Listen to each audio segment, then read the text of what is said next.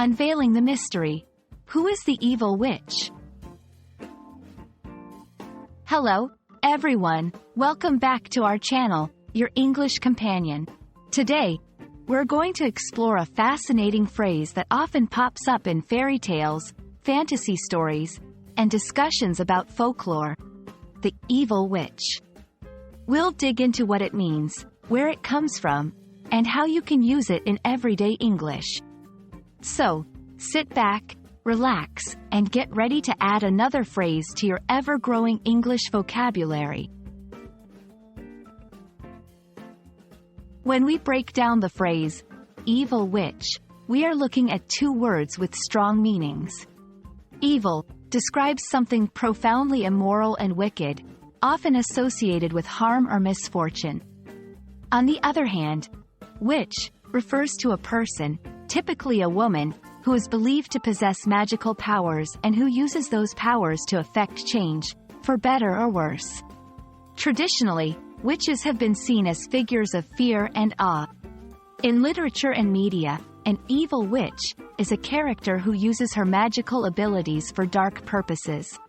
She is often the villain in the story, opposing the hero or heroine with spells, curses, and magical creatures.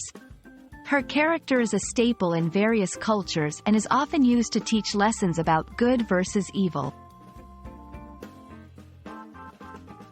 The concept of a witch has existed for centuries, and it's been subject to many interpretations. In some cultures, witches have been revered as wise women with knowledge of healing herbs and natural remedies. However, the phrase, evil witch, reflects a darker side of this figure. It conjures images of a broom-riding, potion-brewing woman with a cackle and a penchant for mischief or malevolence. Historically, the fear of witches led to witch hunts and trials, most famously the Salem witch trials in the United States. The evil witch became a scapegoat for unexplained misfortunes, from failed crops to unexplained illnesses. The portrayal of witches as evil is prominent in fairy tales and folklore. Characters like the witch in Hansel and Gretel, or the queen in Snow White, are enduring examples of how the evil witch serves as an antagonist. These stories often use the evil witch to symbolize the struggle against dark forces and serve as a warning against straying from societal norms or venturing into danger. In modern times, the image of the evil witch has evolved. She might appear in movies and books as a complex character with a backstory that explains her choices. This shift reflects a broader trend of looking at traditional villains with more nuance and sympathy. You might wonder how to use the phrase, evil witch, in a conversation. While it's not common to encounter real witches, the term can be used metaphorically. For example, when talking about a person who is acting cruelly or spitefully, one might say, "She's being an evil witch today."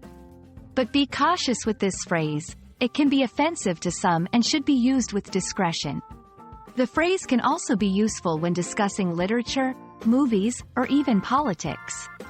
It can describe someone perceived as having harmful influence or power over others, often used in a humorous or exaggerated sense. That's all for our journey into the world of the evil witch.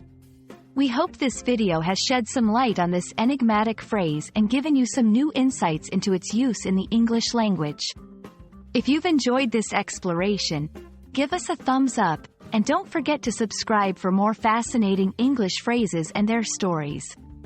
Until next time, keep practicing your English, and beware of any evil witches in your favorite stories. Goodbye, and happy learning!